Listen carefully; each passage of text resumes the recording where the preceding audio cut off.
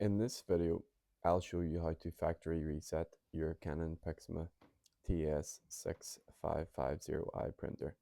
So maybe you're having some trouble connecting to the Wi-Fi, or you just want to reset it back to default settings. This is how you do it.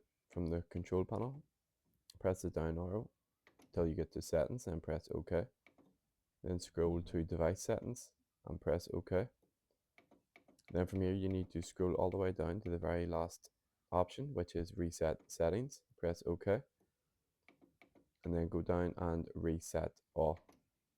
You want to confirm by pressing yes, and that's going to load for a few seconds, and then you will get this confirmation message that the settings have been reset.